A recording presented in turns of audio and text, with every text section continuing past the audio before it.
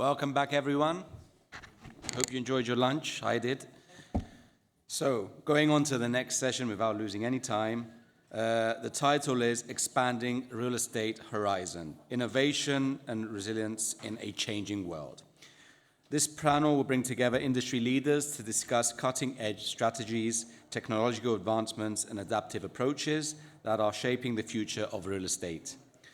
Led by Luciano Menezes, Chief Executive Officer of WTC Lisboa and member of WTC Board of Director.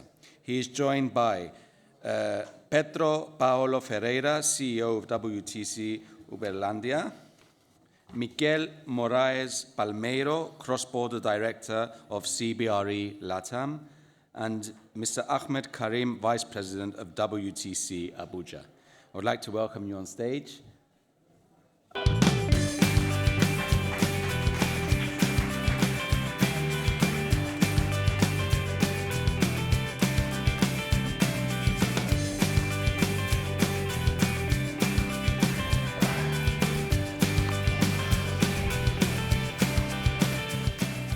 Good. Thank you so much thank you, Anthony, for introducing us, and also thank you you guys for accepting the invitation for being in this panel. We're going to explore a little bit about expanding the real estate horizon, but before we go into the content, I would like to each of you present yourselves. And please, Miguel, you are the outsider right here, so you started up with you. So I take the honor. Well, first of all, Luciano, thank you so much, and thank you all for being here and assisting this session. I'm with CBRE. CBRE is an American consultancy firm for real estate services. We go from looking for soil up to selling the finished property, also services like property management, strategic consultancy, investment banking, to real estate. So CBRE nowadays offers a wide range of services that go more than just simple transaction of buying and selling stuff. Myself, in the presentation, I'm responsible for the platform for cross-border, which is, as we know, real estate is local. So we've created a local plus local platform, which is aiming to connect the dots between different markets. So what we want to do is bring Latin America closer to Europe and Europe closer to Latin America. So it is my job, and I was really impressed throughout the sessions that I saw yesterday and today in the morning, especially today with the new projects, and thinking how much WTC is global, how much is important that WTC has the conscience that working together you will become more. And I think it's something that we also do that at CBRE. We try to bring all our offices, different offices that work locally, but to be integrated and consolidated and doing business together. You are based in Madrid, right? I'm based in Madrid, and from Madrid, it's the main hub of the Latin American investment. In fact, we will of course go over that, but Portuguese and Spanish markets are nowadays the markets in trending in real estate more than anything else, because there has been a huge growth in terms of GDP, also boosted by tourism and services. So right now the markets to be are Portugal and Spain. Basically, you are based in Madrid, but of course there's CBRE head offices most of the countries that we are. So I'm sure that mostly there will be an office of CBRE where there's an WTC, and if not, there will be an affiliated company. So we are present in more than 100 countries. We're about 120,000 people all over the world providing this service under the most rigorous compliance as well, and ethics, which is something that nowadays is more and more important. Good. Thank you again. Karim, Luciano. That's a very brand new World Trade Center, Abuja. So express yourself. So I'm Karim Ahmed. I'm the Vice President, World Trade Center, Abuja. I'm also the General Manager for the Churchgate Group. The Churchgate Group is a real estate development company, the developers of the World Trade Center, Abuja, of course. We have about We're in all of the real estate fields, industrial, commercial, and residential. In Lagos, which used to be the capital of Nigeria, it's presently the commercial capital of Nigeria. We have about 2 million square feet of industrial real estate that is serving the retail brands across the world. At the same time, we have 2 towers. One is 12 floors, each floor comprising of about 800 square meters. The second one is about 14 floors, comprising about 1,400 square meters of space on each floor, catering to diverse businesses in Lagos. Our latest baby, of course, is the World Trade Center in Abuja. We've got a total space of about 7 million square foot of space, out of which we've developed about 2 million square foot of space, comprising of 2 towers. One is a commercial tower of about 22 floors, a floor plate of about 140 square meters of prime grade A real estate for commercial offices. Linking both towers together is the retail center, sort of what we call the clubhouse. This clubhouse is meant to ensure that the customers in both the commercial towers and the residential towers are able to walk and play. We've got Olympic-sized swimming pool in the clubhouse, 2 tennis courts, 2 squash courts. We've got a children play area. We've got a cafe, lounge, meeting rooms, etc. And of course, to the residential towers now, is about 150 meters tall. We have 120 apartments, super luxury apartments, sitting on 24 floors of prime real estate in the heart of Abuja. Also, for us as real estate developers, what we concern ourselves most is being able to plan and develop structures for the future. I don't know if you're all aware, Abuja was made the capital. It's one of the most planned capital cities that we have across the world. In the early 70s, the government decided to move the capital city, of course, from the commercial center in Lagos to Abuja. So it is sort of like an administrative capital, and it is well planned. The World Trade Center, Abuja, is located in the middle of the diplomatic community, where you have all of the embassies and all. And from the World Trade Center, Abuja, you have all of the infrastructures being developed to cater to the needs of the Abuja community. So you're talking of prime grade A real estate solution available for businesses operating in Nigeria. We're going to explore a little bit more about the concept, but let me move to Pedro. Thank you again for Pedro for coming and accept the invitation. And also, present yourselves. You are start construction for Uberlândia a few months ago, I think. Thanks, Luciano. Good afternoon, everyone. My name is Pedro. I'm from Brazil, from a city called Uberlândia in Minas Gerais. We have a company that the name is Inconil. We are a construction company, and we work with commercial, residential, industries, and shopping centers projects. And we are operating maybe for 40 years. My father started the company, and we are in Uberlândia, our city. We have maybe 800,000 people. The city is growing a lot. Today, our economy is very developing. We are attracting many industries to our city,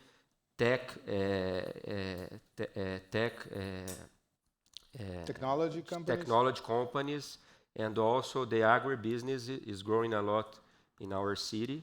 So our project, we are developing a huge neighborhood. It's in a strategy location in the city, near to the second shopping center and in our city. Our project, we have 16 buildings. We have like offices, residential, leisure environment for the people that lives there.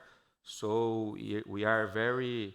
It's a huge project. It's I a saw, I've been seeing, and I saw, but not only Uberlândia, but also you will start Uberaba, which Yeah, is, we start. just tell people that Uberlândia is a city in state of Minas Gerais, and Minas Gerais is one of the 27 states in Brazil, Right. and in the central east of Brazil, right? Yes. And so It's you, near to São Paulo. yeah, right. We're going to explore a little bit more about how your strategy, because it's not only Uberlândia, it's Uberaba and Campinas, it's the second tier cities in Brazil. So we're going to explore this a little bit more in this panel. I want to get back to you, Miguel. In terms of in the morning, we have an excellent projects in all over the world. So Santiago, Dubai, Yerevan, Armenia. So most of those projects are very focused on work-life balance. So work, play, and live. So I want to explore this and also the innovation of doing those kind of projects. Could you give us an idea what's going on between Latin America and Iberia in this point of view? Sure. Well, I think that it was already something that was happening before COVID, but I think after COVID, it really enlightened the need of that. So I think all the projects that we saw today and the projects that we will see in the future have put people in the center of the project. So it's not anymore about, I want to build this kind of building, I want to have it to look good, but what is the purpose of the building? In the end of the day, the purpose is people use it. People go and live in it. People go and work, or having fun, or doing networking for their business. So when we see these projects, we are also evolving in terms of, here in Europe, there is a directive in that sense that you have the 15-minute city where you can have all kinds of services within a 15-minute walk. So this entails as well with ESG concerns about CO2 release, about being held in traffic and all of that. So to be sure is that nowadays, everything that you do, you have to put people above everything else. In fact, at CBRE, most of the time, until about 3-4 years ago, the guys and, well, everybody, the collaborators were either engineers or economists or architects. Now we have anthropologists, because we really need to understand how people behave. What do really people want? And when you are developing these projects or you are redesigning the projects that you had before, what we do at CBRE is that we will help people to understand, the owners to understand what people want. And it's not only the building itself, it's the experience. Nowadays, real estate is about experience. And the experience is, I don't want to be held anymore in traffic for 2 hours that I have to commute. I want to be able to walk into it or going by bike. I really want to be able to, the flexibility of work as well as come to stay, although people are coming back to the offices. And I'm sure it's a tendency that we will see most of the times 4 days a week, and in some cases the full 5 days, depending on the countries. But for sure, we will see these 4 days coming back very soon to offices. So the experience that we have in São Paulo, for example, is one of the cities in Latin America where people came back earlier to the office, around almost 3.7 days per week, so almost 4. And you would say, why is people coming back to the offices when it's so hard? Because it's kind of insecure. It takes a long time because people do not have the good conditions at home to be working, most of them. But yes, not only that. Santiago, for example, you mentioned the lifestyle. Santiago, I saw in the project, was the cycle path. So Yep. it's a different way to think the project. So when you analyze or when you suggest something for the developers, before it's just, as you said, is the design, is the architecture, and today it's more like a city-based. It's more like understanding the new generation, understanding what's going on. So is that what you're saying? Yeah, nowadays, and also again in terms of ESG, in terms of you really, when you want to attract people coming to work, it's not only the attraction, but it's also the retention. It is known that, and everybody was talking now about, for example, something that did not exist before in such a visible manner, which is life sciences. Nowadays at CBRE, when we study workplace, we go, as I mentioned, about the experience, but we also go about the well-being. What's the environment that you have? Sure. What kind of care do you have? So nowadays we do internal debates, and we ask people in a very regular way how they feel, what are their needs, because that is something that it's going to change how we behave in the offices and how human resources will go about it, is the environment that you have. So it is good to attract talent, it is good to retain that talent, but at the same time, it really helps to create the involvement with brand, because when you feel good, when you feel welcomed, then you want to come back and you want to participate in where you live. I wanna. That's a good point. I wanna, cover some topics such as AI, ESG. So I wanna round those topics. But before we talk about AI, because AI is the thing that we want to mention, not only the project but also how people behave. I want to, Karen, specific on work-life balance.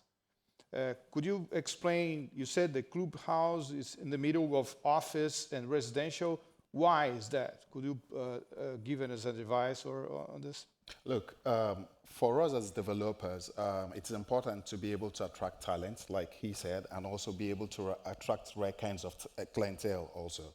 And you also know that to put such magnificent infrastructures in place, you need a whole lot of capital flow as well. And one thing for investors is the ability to be able to ensure they have proper cash flow, and at the same time to be able to hedge the currency, especially with the fluctuations that are happening across the world. To be able to do all of this, you need to have the almost perfect solution in terms of real estate. And that's ensuring there's proper work-life balance in terms of the location, the infrastructure, the technology that is put into the development of this infrastructure. At World Trade Center Abuja, I started by saying 2 of the towers have been developed. We have a plan to actually bring up about 8 different towers in the complex.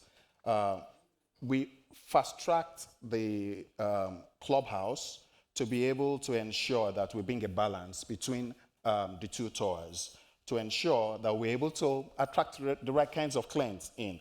Take, for example, we cater to some of the biggest oil and gas businesses in the world, some of the biggest tech companies as well. And it is important for these clients that their staff are able to commute to work as easily as possible, and that they are able to get entertained while they're there.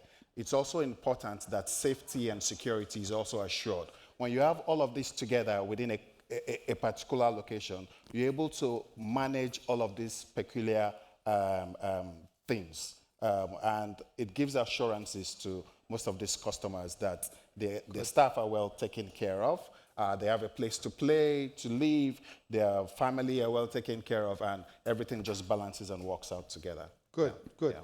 Pedro, again, there's a unique World Trade Center in Uberlândia, which is, as I said, to start construction now. So the concept of this is also centralized in a ratio of 15 kilometers or 15 minutes from what you live and what you work. So could you explain, and also this is one question. The second question is why you choose Uberlândia, Uberaba, and Campinas. So it's 3 second-tier cities. Could you give us an advice on this? And in Uberlândia, for example, our development is in a strategy location. So we think that we can the people can work, can live, and can have the environment in the shopping center in the same place.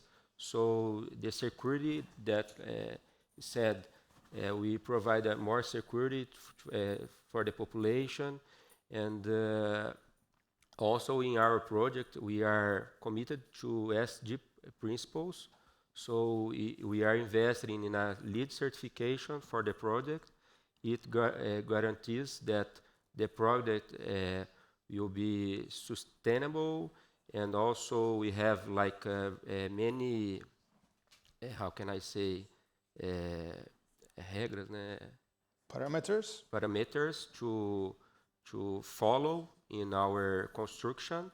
So we are having the best way to develop this project. And also we choose the Uberlândia, Uberaba, and Campinas because they are cities that are growing a lot. The big cities in Brazil, they are maybe having many problems with the mobility, transportation, and the people maybe takes 2 hours going to work.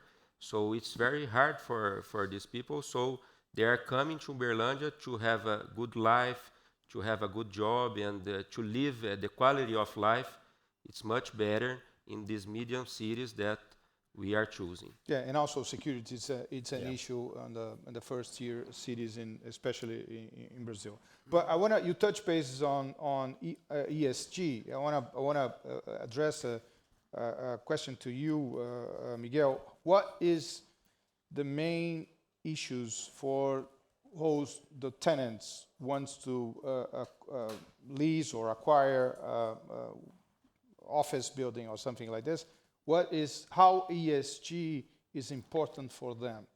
I think that, well, first of all, many companies and funds will only invest in real estate that has some kind of ESG policy into it, being it's certified in terms of a LEED or WELL or something like that. So in terms of ESG, in fact, is the certification, environmental certification, and I think the E here is really important. And then the way you manage in terms of sustainability. So if you don't have certification, you're not playing the game, right? You're basically out of the game for the most important funds and capital in the world, because nowadays they have that commitment. All the investors that invest in those funds, they have that issue. It's an issue that it's not only because of reputation, but it's really because it's a serious and something that will evolve more and more, the concerns about environment. So also in terms of tenants, they will only be able to occupy those buildings that are certified in that sense. Yeah. So what happens is that first, you are out of capital if you do not go to that kind of certification, and then you may be out of tenants because you don't have that kind of certification. So definitely ESG is something quite serious. For example, just in Spain, we have a team of over 40 engineers that only take care of ESG and projects and how they implement, not only in greenfield projects, but also how they adapt brownfield projects, existing projects, into ESG concerned buildings. I want to, Karen, you mentioned also the point for ESG. So would you give it some examples? You talk about solar panels, you talk about other initiatives that you are involved. Could you tell us a little bit about it? Yeah, in terms of ESG, that's a whole lot of new technology happening every day in the field as well. You also need to look at the lead time as well. In terms of construction, this takes a long time. Planning, approvals, and all would have been gotten. And by the time you get to execution, a new technology is in place and something more advanced happens. Yeah. So it's about striking a balance on what is possible, what is feasible, and what is cost effective. For us, at the World Trade Center, Abuja, the buildings have glass curtains, which is something we're exploring. In terms of our data center, we've sort of transitioned towards solar panels to be able to power that. However, for the structures, like I said, a whole lot of the technology moved before we got there, but it's something we're exploring to try and transition. Additionally, And actually, you said that most of your clients come Yes. from outside of Nigeria. Yes. So how you do that? So Yes. how you marketing this? I wanna the difference between you and for example Pedro, most of their future clients or investors is under the city. In your case, is totally different. yes, yes. Because look, for us, most of our clientele are from abroad, and they have specific requirements. But of course, we're operating in Africa, and we have unique situations as well. Like I had mentioned, it takes the lead time of getting technology on board, planning, and all of those challenges are there. And it's about managing the expectations of the customer with the realities locally as well. So that's what we try to do. Where we are flexible, for example, there's a customer that requires that the lighting solutions, for example, we try to use technology, okay? Lighting solutions in the offices are able to go off and on as people come in. We're able to adapt those kinds of technology in to reduce energy consumption, make sure it is sustainable now, and all of those. In terms of technology as well, we're able to employ advanced technologies as well to ensure that people are safe within the workspace and that things are able to move forward very nicely. Just exploring a little bit about it, the G point, the government. So Yes. you have Abuja, it's the government's kind of Yes. a government city. So Yes. do you have any relationship with the government in that issue? Yes, look, because it's private sector led for us, right, we have to also deal with government in terms of regulations, of course. It is part of the major requirements for Nigeria. Just to mention, Nigeria is a major oil producing country as well. So look, it's sort of striking a balance between the two because, yes, the government wouldn't want you to, of course, take off. But what we've been doing in recent times is moving from heavy carbon emissions like diesel generating engines to more slightly sustainable like gas engine turbines for power generation. And like I mentioned also, for World Trade Center Abuja, what the government have done for us, particularly to help us and to also retain our client base to reduce the carbon emissions as well, is that we've been put on a particular electricity line that supplies about 80 to 90% of our electricity so that we don't have to burn all of those carbons, and it helps with retaining our customers, of course. Good, good. Yeah. In your case, would you like to say anything about the government, how you do with the government in the city, or how you need to put together? Could you explain how it works? And in our project in Uberlândia, most of our investors are local investors because the city is growing, so we have huge companies coming to Uberlândia. And the government, they are helping us like to have more infrastructure, buildings and mobility, transportation. So the city is growing, so they need to develop and how to make the city more smart, more innovative, and to have more to have better quality of life. Good, good. Technology, and then I ask you to, there's a QR code. Could you please make some questions? I have no questions yet, so we have a few minutes. Sorry? Okay. I'll refresh and see if there's any question. Okay. So technology, and then we are open for questions. How you use technology? How, in your case, how you recommended the developers to use technology for reach out the new generation, or to use AI? How you use it, and so on.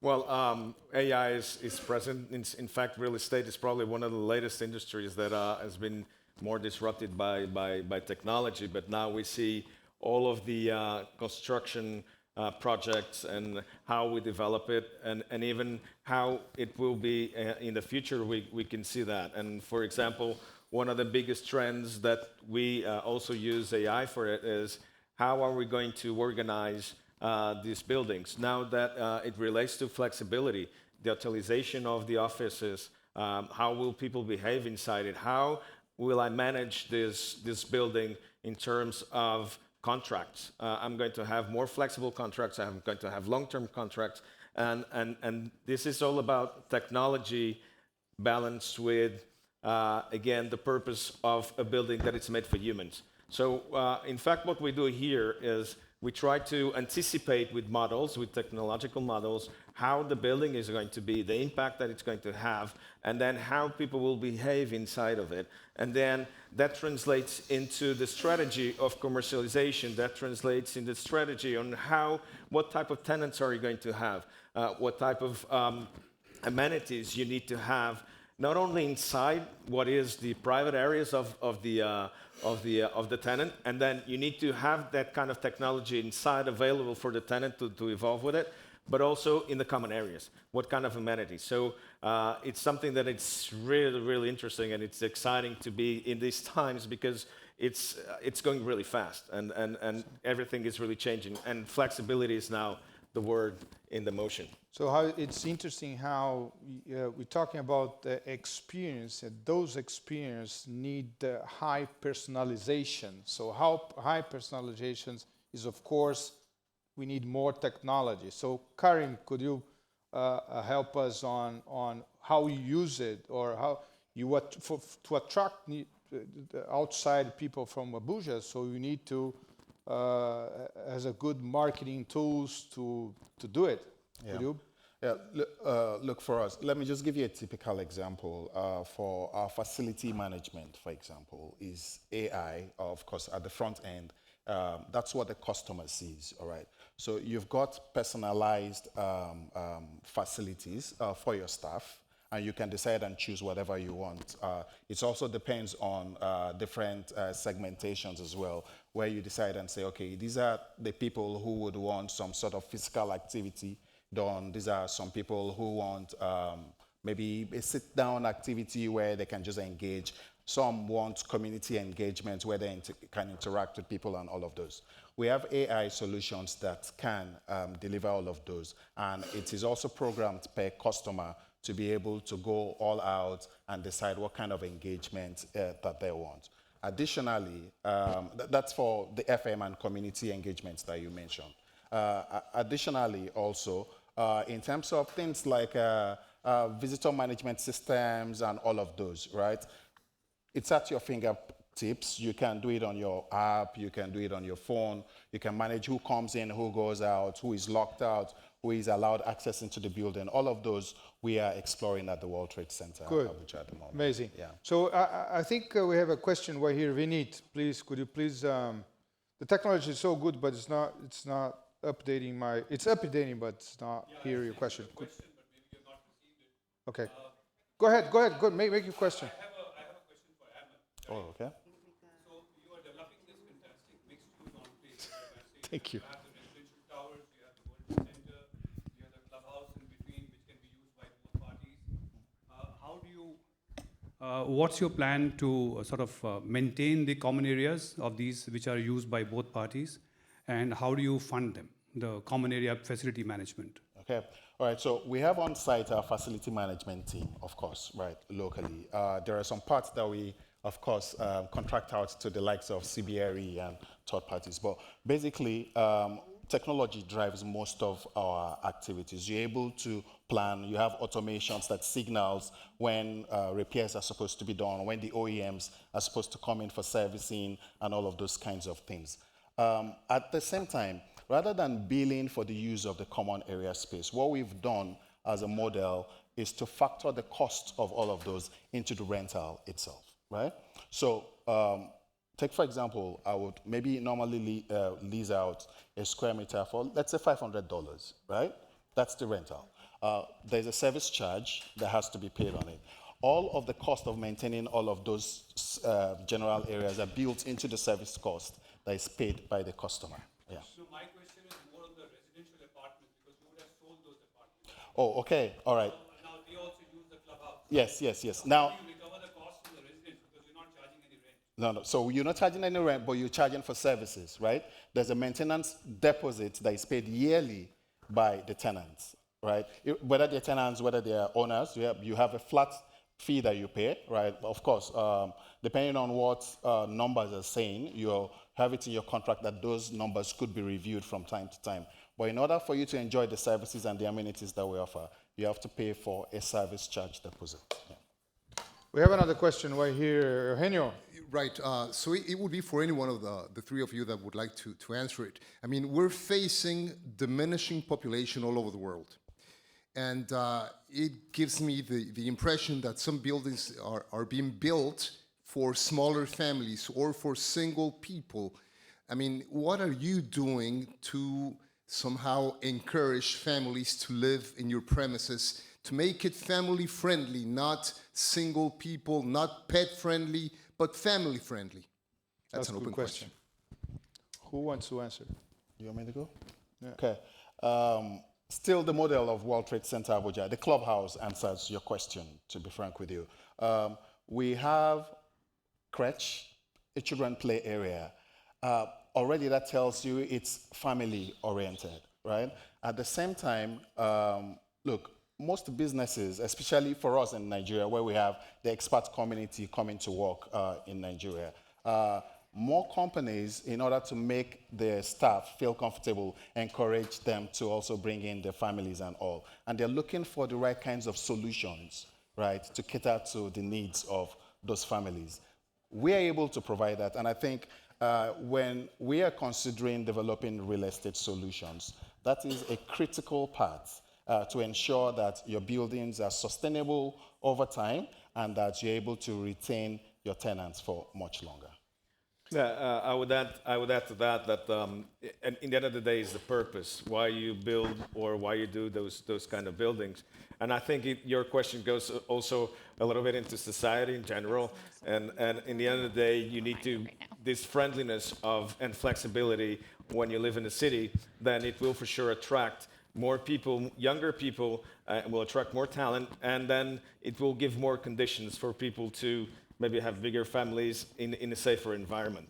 That goes as well, partnering with the governments, because governments also, when they are more fiscal friendly, then they tend to attract more people to develop their activity in that place. So I think it goes a little bit in having not only the private sector doing all of these kind of buildings that are now directed to the clientele that they have today, but also working with local governments in order to make it possible that people come, live, and have bigger families. I want to do the final question. We have 1 minute and 30 seconds, so each one will have 30 seconds to finish. So what you see, we are in April. What do you see this year in the future? So what's the temperature for real estate in your point of view? Karim. Look, Nigeria urban population is estimated to grow by 70% by year 2050. The opportunities are there. You need to find the right kinds of solutions, real estate solutions, to cater to the growing demand. So Africa is the frontier right now. If you want to invest, come back. So you're positive? Yeah, very positive. Amazing. Yeah. Miguel. Well, right now there's kind of a feeling of wait and see because the new normal is this uncertainty, but overall CBRE expects that the Iberian Peninsula will grow 8%. Europe in general will grow around 15% in terms of capital markets. So for the moment, we are still positive that the markets will evolve and we are actually coming back towards pre-COVID era. So we are positive as well. Final 25 seconds. Pedro, are you positive? Yeah, it's also positive. It's a challenge for me for being here today, participating of this panel. Luciano invited me. For me, it's my first time in the WTC Forum, and the importance for me is that I'm sharing, I'm learning, and I'm connecting with good people, and it's my first time, but I really want to be here with you guys the next times and learn more to have like smart cities and we have innovative places to live and build this together with you guys. Thank you very much. Welcome. You did a great job. Thank you so much, you, to be here. Thank you. It's a pleasure. Good. Thank you. Thank you.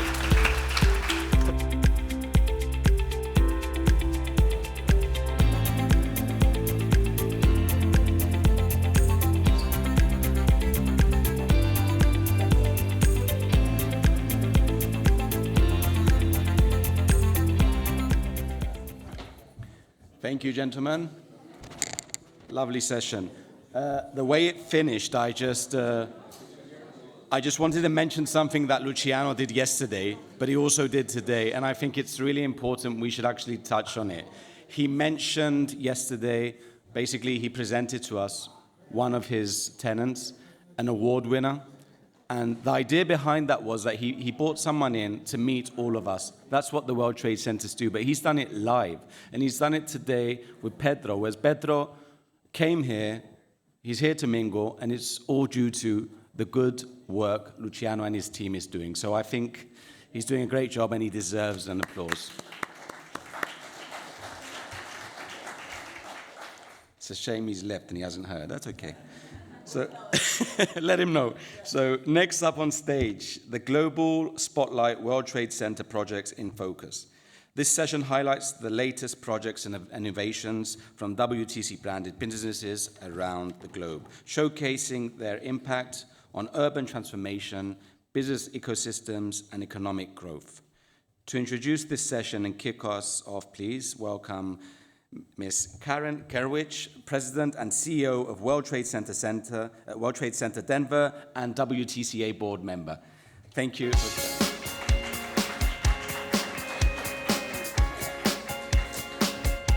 Good afternoon, everyone. Those are some bright lights. You're not wrong. Hello. Thank you so much for joining us for this session. I'm excited to kick off the session and then also present a new project that we're excited to present today. So this session will dive into innovative sustainability, smart infrastructure design, strategies for revitalizing and repurposing spaces, and also to just highlight a few of the new and exciting projects in some really incredible global cities. So the cities we'll be presenting today in this session is Denver in the middle of the United States, Punta del Este, and then Riyadh and Belo Horizonte. So it's really nice to be here amongst my colleagues and talking about a new real estate project.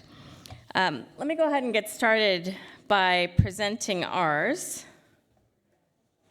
Can you cue up the World Trade Center Denver? Perfect. So Denver. I represent the World Trade Center Denver. We are the mile-high city, which is 1 mile above sea level, a little bit different than here in Marseille. And we have a very strong economy. Let me just tell you a little bit about it. Our economy has about $440 billion in our GDP in our state, but we only have 6 million people in the entire state. So about almost 60% of all of our GDP comes from the Denver metro area, so you can imagine it's a pretty dynamic city with lots of growth, lots going on. We are the 4th best startup ecosystem in the world and #1 city for women entrepreneurs, which I think is a really great stat. We're also the 8th best market for tech talent. We have a very strong technology sector. We're also the largest aerospace sector conglomerate of companies in the nation. So I wanted to show you some of our unicorns. These are some of our entrepreneurs that we're really proud of from the state.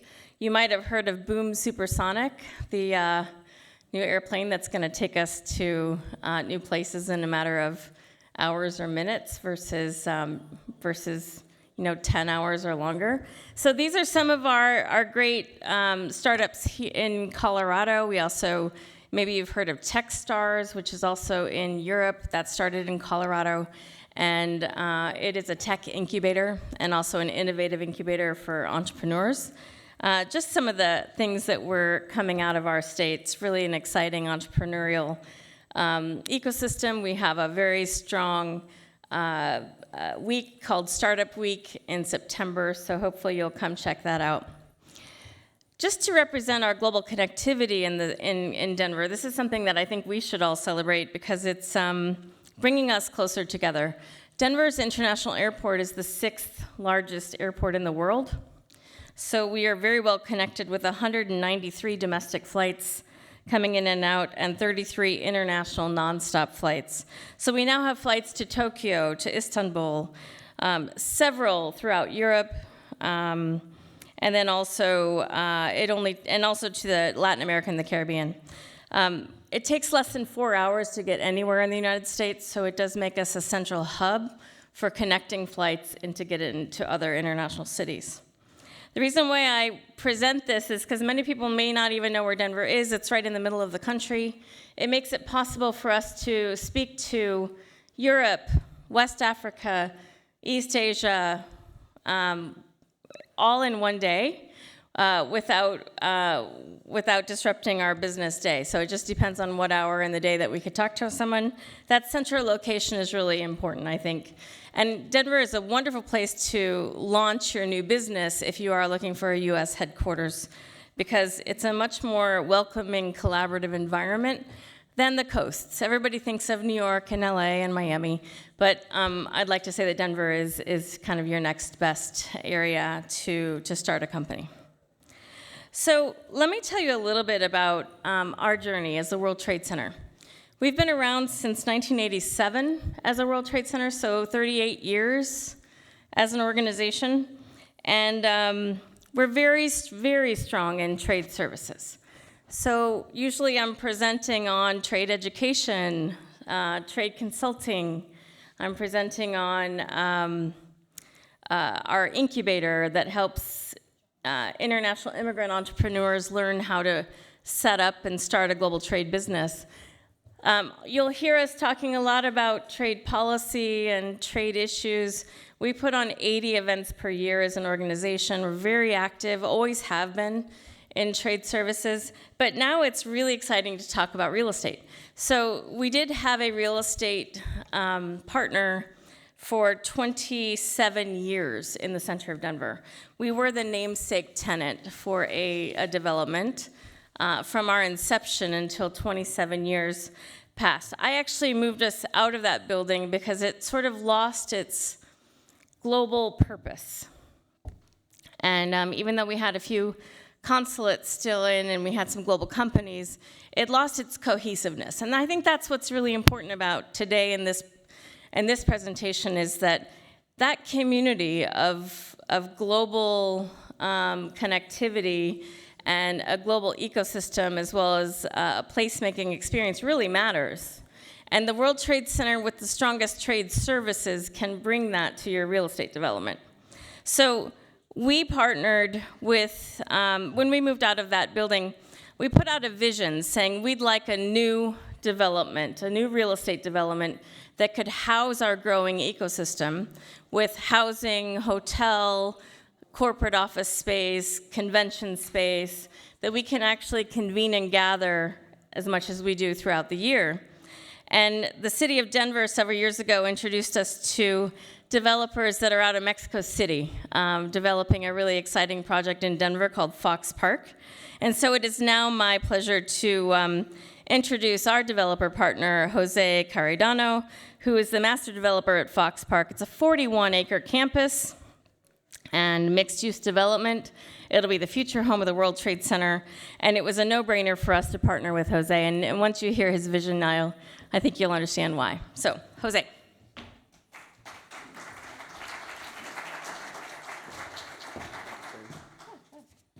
Hello, everyone, and thank you for the introduction, Karen, and thank you for the invitation.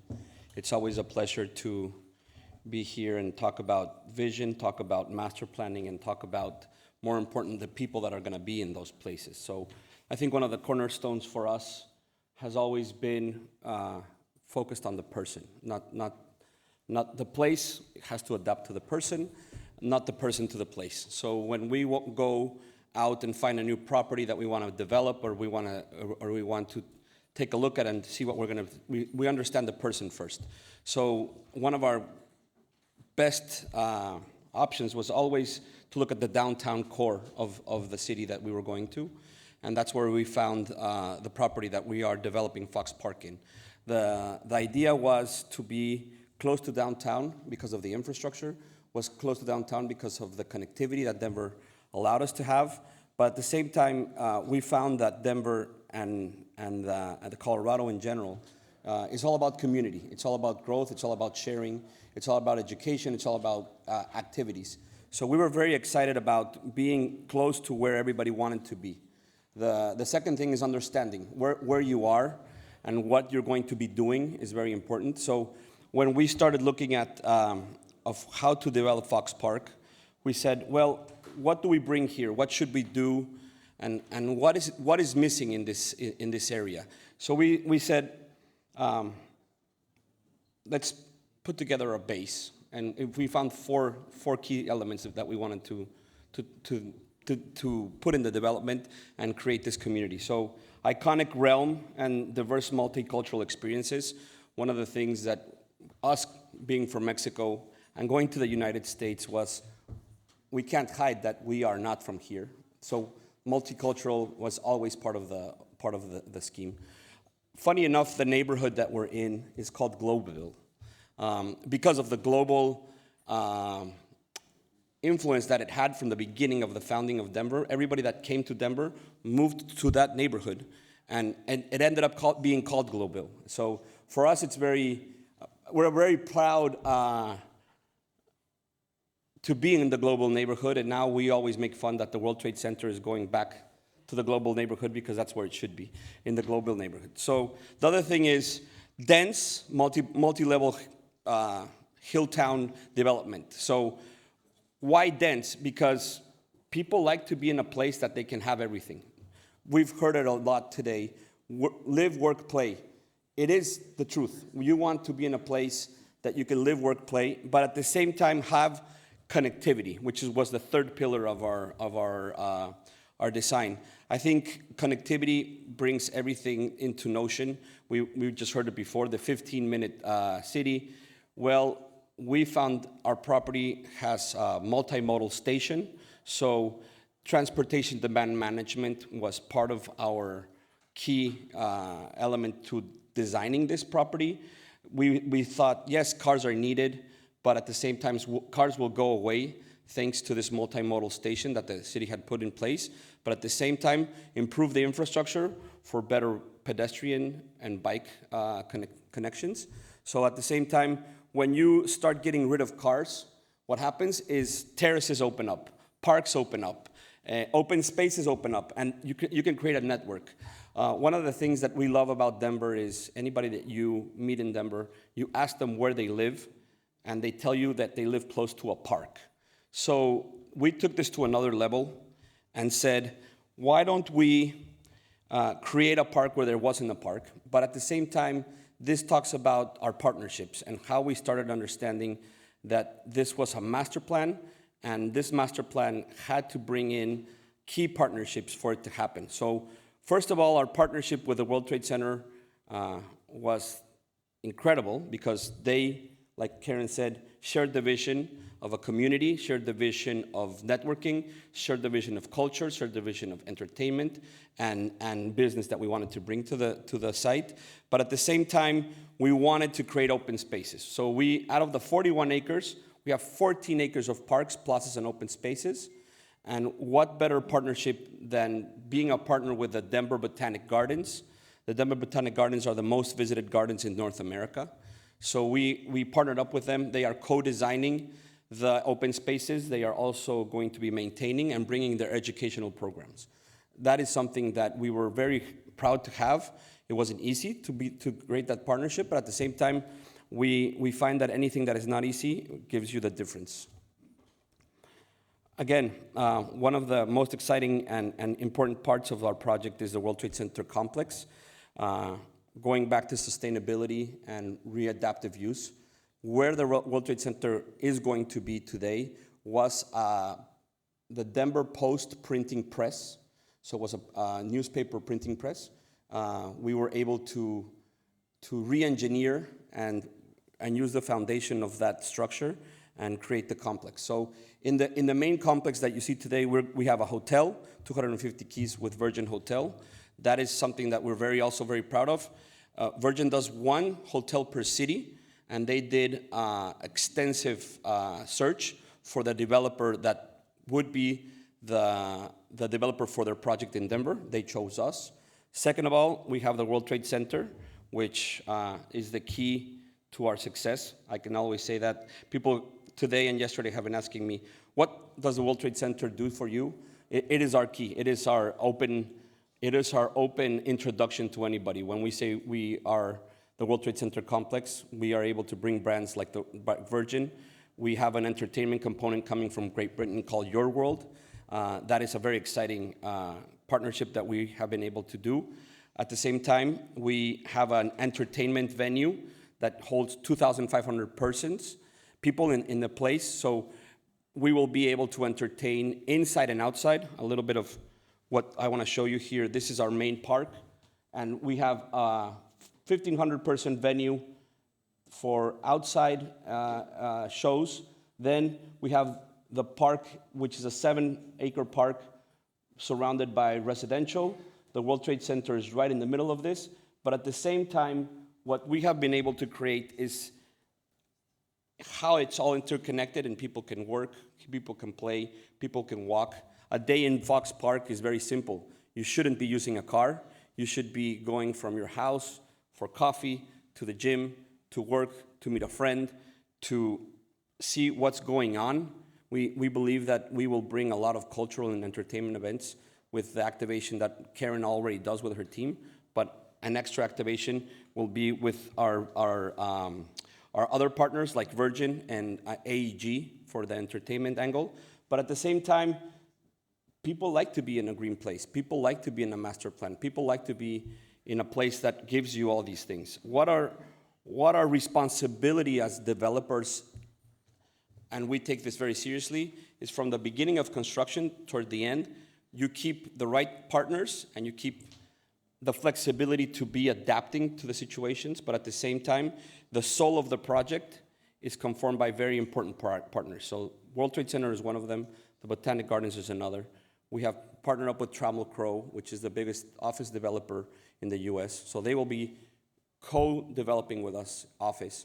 We have the right partners in the right moments. Actually, that's what we have done as master planners, bring in the right partners, not just somebody that can get us to a moment in time of the project, but can keep the philosophy of the project through the whole process. This is another view from our garden and the World Trade Center. We plan to have this place for constant showings of sports, entertainment. That would be the backdrop.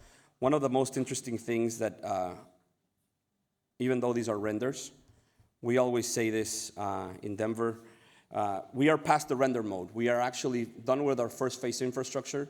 We're 40% through our second phase infrastructure. We've started the World Trade Center complex parking and garage today. So we hope to be in 2 to 2.5 years inviting you all to the World Trade Center complex, to Fox Park, and being part of this dream that we are happy to share with Karen and her team.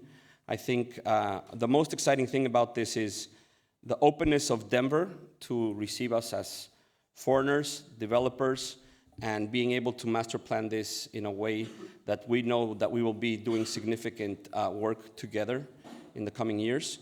And we are very happy and excited for the presentation, being able to present here today, and very happy to have met all of you. And like we say in Fox Park and in the World Trade Center now, we're there to create your future. So welcome and thank you very much.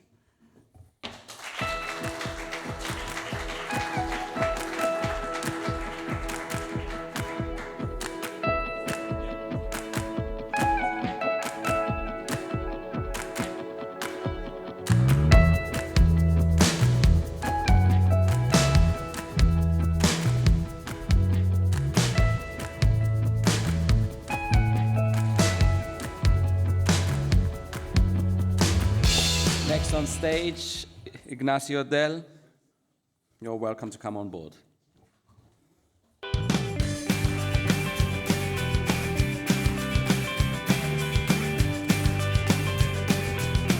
Hello, everyone. It's tough to be here. I think that I'm only thing between you and the coffee break, so I'm going to be brief. I want to talk about three main things. I will talk about community, ESG, and artificial intelligence. So, again, as yesterday, this is our complex in World Trade Center Montevideo. Our complex is almost full, so I'm going to share with you all the initiatives that we have developed in order to add value to our current members. So once we get all the occupancy rising 95%, we started with a strategy whose objective was to add value to our members, and we are planning to do with those three things.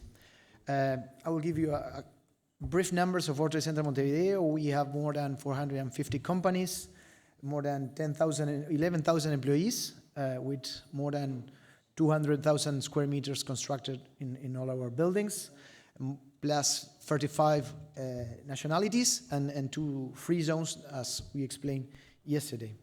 I want to share just a quick video that will show all the things that we have been developing in the recent years. This is a famous Argentinian neuroscientist.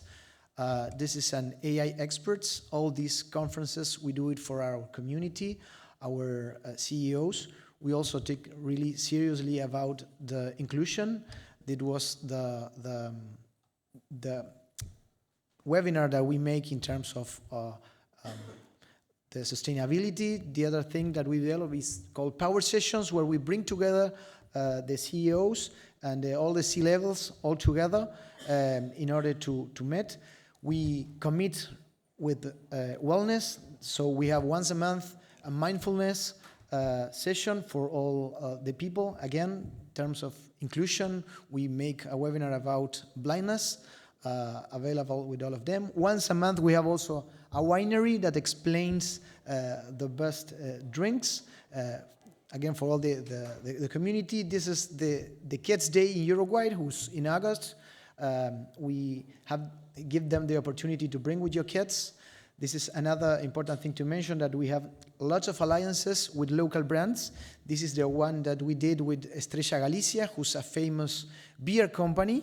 Basically, it's a joint venture. They put the products, and we facilitate we give the venue to have after offices for the people. And this is another thing that we did. We bring our customers the opportunity to have one-on-one sessions that they come with us. They said their testimonials, and after that we share it with all the community. This is, in a nutshell, most of the initiatives that we have in terms of community. The other thing that we do is we got a lot of certifications in terms of ESG. We have the first building with LEED certification in Uruguay. After that, we get the B Corporation certification, and we become the reference in our country, the business platform that gives ESG into matter. We are, as we said, not only square meters, we have a big purpose to be a platform to accelerate the triple impact, the ESG matters in our country. And we made a lot of conventions regarding inclusion. What you have top down is the president of Uruguay, where we have this inclusion session, but we also care about water affairs, triple impact, innovation, and also regeneration. All of that takes place in our facilities and in our exhibition centers. This is B+ journey for B corporations. And we take care of gender. We developed this Womankind project. It's a lifelong learning project where we have different initiatives only for women, where we have the talk when we bring a group of women together discussing the most important matters in terms of leadership, but we also have a podcast, a workshop, and we have an after office. The other thing that we have this exhibition center at the top of one of our buildings. The one that you see on the landscape is the sea, is the Rio de la Plata, where you have an amazing views, but also good facilities in terms of technology, great board of director meetings. This is a reference in our country for the most well-known companies to have their own offices. And again, this is the big project that we have for 2025, is a AI lab. Basically, our objective is closing the gap for our companies between the thing that they are doing right now and all the things that they could be doing in the future.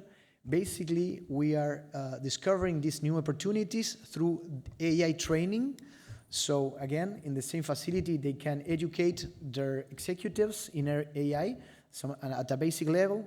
After that, we offer a quick solutions as a fast implementation of the main pains that they could have. We engage with an AI company that we have working from our facilities. They develop quick solutions, and then we have the next stage that could be customized AI projects. We need to engage them with long-term process. We are doing this lab for ourselves at the beginnings. We are the guinea pigs for this project, but we are offering in a joint venture with some of our customers. We provide a venue, and our customer is the one providing all the AI solution, and I think it would be very fruitful for us and for all our customers. And in order to finish, I just want to share with you the last real estate project that we are developing. This is Punta del Este, one of the most iconic places in Latin America in terms of tourism. You can see all over the images how beautiful this place is.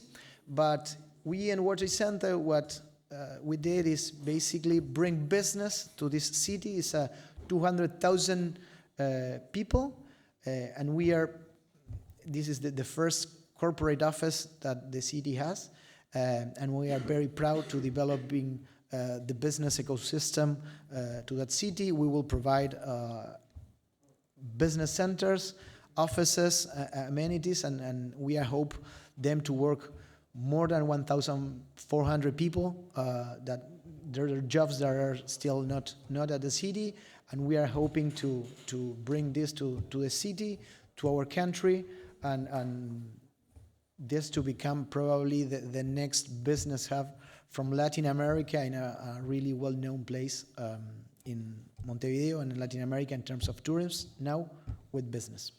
I forgot to mention that this is already a free zone. We will develop the business under the free trade zone regime that allows companies, as I said yesterday, to work under a zero tax regime.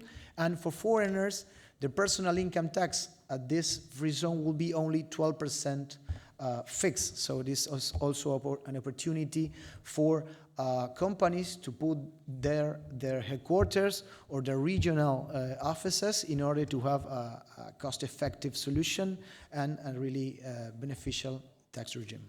Okay? So thank you very much for the opportunity, and I hope you enjoy it.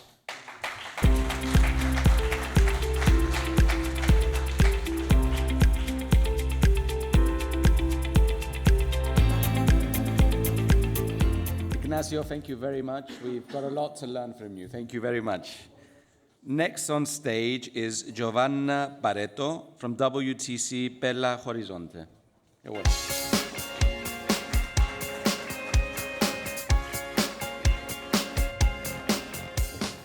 Good afternoon. Bonsoir, everyone. Are you ready for another one? Another real estate. This one will blow your mind, I promise. Well, even if it doesn't, it was made with a lot of hard work and dedication, taking into account a lot of the feedback that all of you have been giving in all of these different presentations. So I hope you enjoy nevertheless. It's an honor to be here. Thank you for the opportunity of presenting the World Trade Center Belo Horizonte. How many of you, by a show of hands, have heard of this city? Oh, look at that. We're on the map. World Trade Center, thank you so much. Well, it is an honor to be here, and thank you for the opportunity. I'm going to present to you the partners that have been ahead of this project. So if you have any questions, if you would like to learn more about the project, these are the people you should be looking for. They're sitting at the front as well. They're Iris Barreto, Leonardo Figueroa, and myself. We are some of the people spearheading this project, and so we are working diligently to make sure that the project best serves the city where it's located, that it solidifies the local economy, and that it also strengthens the World Trade Center brand in Brazilian culture. Before I present to you the Belo Horizonte New Center for World Trade, Here's a sneak peek of the project I'll be showing to you soon. I want to introduce to you the architecture firm that is designing and carrying out the project for our World Trade Center in Belo Horizonte. They are called Farkas Vogi. They are from Hungary. The founder originally came from Hungary in 1958. They were trying to escape the local government that was very oppressive to their family, and they flew to Brazil only to get to know Oscar Niemeyer, if you've heard of him. He's a famous architect from Brazil. And so the founder went to Brazil to get to know a little bit more of the architecture there, but he ended up designing the building on the top, which was for one of the largest metal extraction companies in Brazil. And it was so successful that instead of going to the United States, he decided to stay. And now it's been 52 years that they have been on the market carrying out different architecture projects. It has been over 12 million square meters in projects developed, over 1,230 projects, and 360 of them completed in BMI, which is a building integration methodology. And they were also the first ones to do so in Brazil. In 2023, they were also the ones to design a stadium for one of the local soccer teams. I might get fired for saying this, but it is the best soccer team in the state, Atlético Mineiro, and that's the stadium for them. It was very important for us that they were designing this project because even though soccer is, a competitive sport, it also is a very important aspect of our culture, and it really unites Brazilians. And so designing a stadium wasn't just about where the sport was going to be played, but it really was a hub to unite people and to gather people. And it was really important to us that they designed it. Their latest project was just launched in the south of the city in Santa Catarina, and it is a aerospace industrial complex where they're going to be manufacturing airplanes but also launching them. And so all of their projects, all of the architects firms projects are all ahead of their time, and so it was very important to the city economically and socially and also technologically. And they just launched it. And the reason why I'm presenting the firm to you is because they really do embrace the World Trade Center values, and they're willing and ready to work with the other World Trade Centers that might be interested in launching real estate projects with them. And so if you're interested and you'd like us to put you in contact with them, please let us know, and we'll be happy to do it. Now, before I move on with some of the reasons that led us to this project, I want to introduce to you Minas Gerais. Minas Gerais is the state where we're located, Belo Horizonte is the city, and Brazil is the country. Brazil represents about 60% of Latin America GDP, and it also covers most of the physical territory. So needless to say, there are no short amount of opportunities in Brazil. And so we are trying to bring that into Belo Horizonte. And why Belo Horizonte? We are from there, but Minas Gerais alone represents about 10% of Brazil's GDP. Belo Horizonte is the fourth highest Brazilian city GDP in the country, and it's also the second biggest industrial park. And so it is well located. It is about 1 hour away from a flight to Rio de Janeiro, São Paulo, the capital, Brasilia. You can get pretty much anywhere in the country in about 1 to 2 hours. It has plenty of railways and a lot of local government support to conduct business. And so if you want to learn more, we created a little portfolio for you. We have more of where that came from. So if you'd like to get one, it would be our pleasure to give it to you. Now, some of the reasons why there are always innate challenges with any real estate development, and of course, it's no different to ours. But we want to share with you some of the reasons why we were so encouraged to bring this real estate project to Belo Horizonte, and some of the reasons, which are the same reasons why we believe that this is a great investment opportunity, and we want to share it with you. So first of all, we understood a little bit of the local real estate market, and some of the data that I'm going to share with you is really encouraging. It really brings on that energy to develop such a big complex like the one I'm going to share with you. A lot of support from local authorities, so the mayor is working closely with us as well as his office to make sure that every step of the project is aligned with local policy and so that it has adherence from the community, and so that we're promoting and transforming the community instead of harming.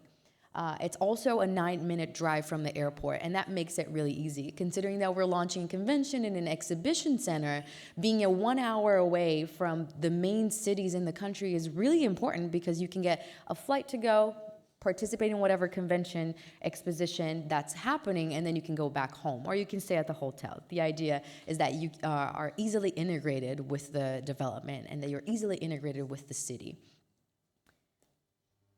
Now, in the local market, the city of Belo Horizonte has been expanding towards the south vector. And the south vector is pretty much saturated at this point. It's about a 15-minute drive from the city center, but it's pretty much saturated at this point. They're building a lot of infrastructure to support how much has developed. So Lagoa Santa, where our building is where our complex is located, is the north vector of expansion.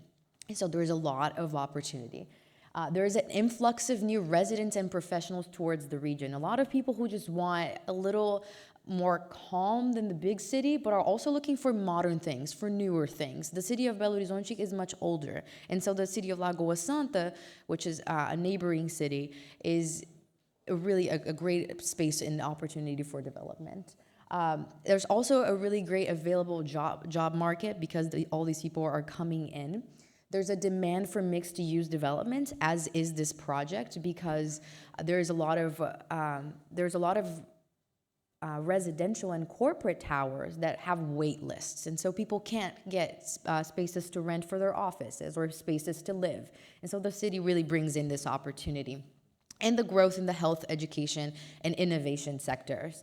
A new hospital, one of the best in the country, is being built right next to this development. One of the best universities in the country is also being developed right next to it, and some great schools. The area is being considered a transportation hub, and we also had partners in the land. So when the partners in the land heard that the World Trade Center was in Belo Horizonte, they were very encouraged and invited us to see the land, to see if we had an interest to develop the complex there. They're building a mall, a sophisticated mall, and they have space right next to it to build the complex. And so they came looking for us, which was really a great opportunity. In terms of being a transportation hub, like I said, it's really close to the airport. It's next to all of the main federal highways in the state, and there's a subway in preparation, and nothing speaks transportation better than a subway.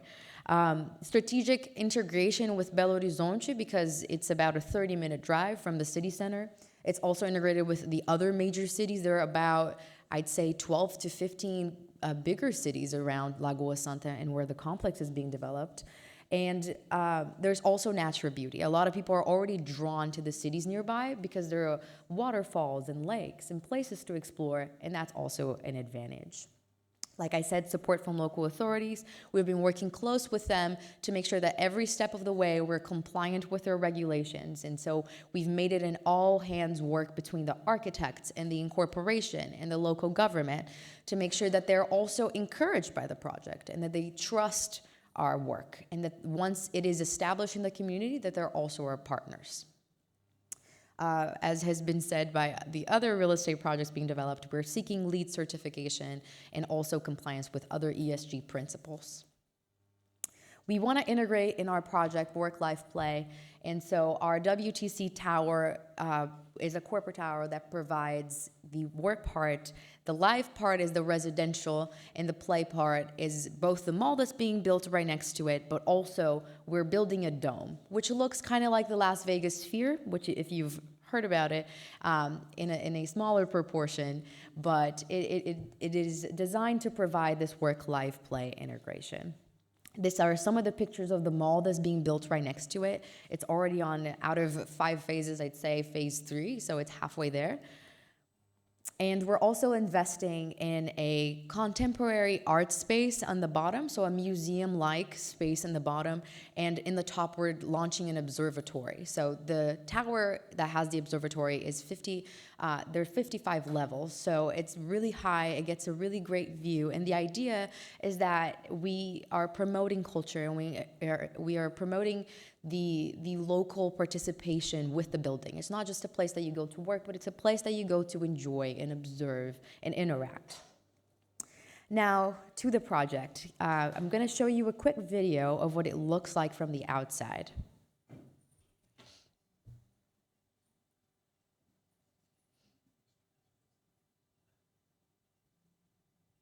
And that's your car parked right there.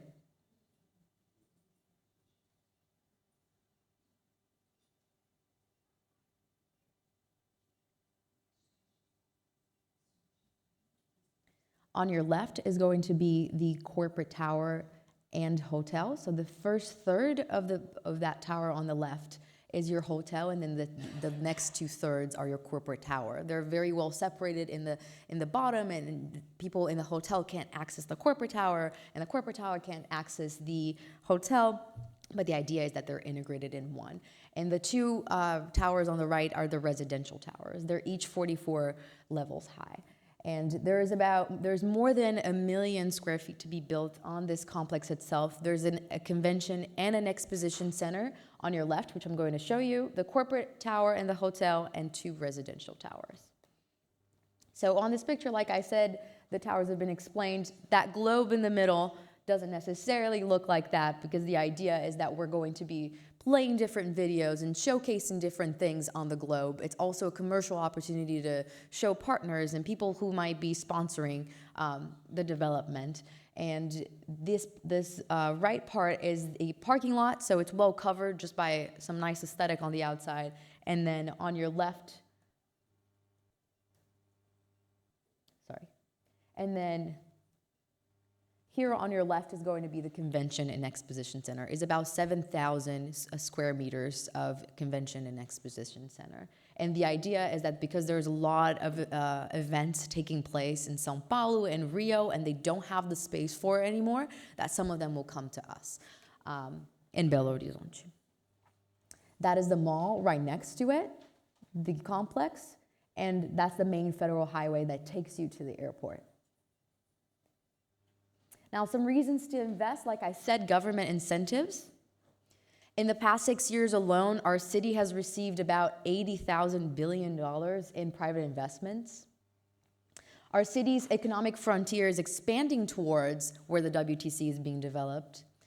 The mall is right next to it, which really helps integrate the work-life play balance. A privileged geographical location with your infrastructure and skilled labor, as well as the natural beauty. And the occupancy rate in Belo Horizonte is lower than in Germany, France, Spain, in the same time frame. At least it was in the past year, and it was about 5%. So that is really encouraging news. Also, the development is located about 9 minutes away from the BH Airport, which is the international airport, and only 29 kilometers from downtown Belo Horizonte. One last picture for you. Thank you so much.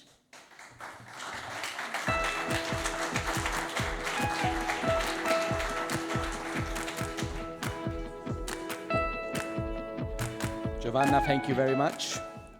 Just some closing remarks here. I think we had a good day. I enjoyed it. I hope you did. So what we're doing now, we're going to move to the reception, which is basically in front of me. If you have any questions for our presenters with us today, they will be glad to answer and speak to you all inside. So we're going to move just to the other side. Basically, as you go out, it's on your left. Okay, yeah.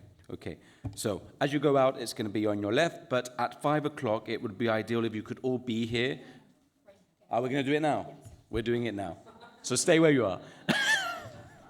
Okay, close the doors, please. Okay, so we'll do the connection showcase right now, correct? What about the signing of the MOUs? I believe that's the connection showcase.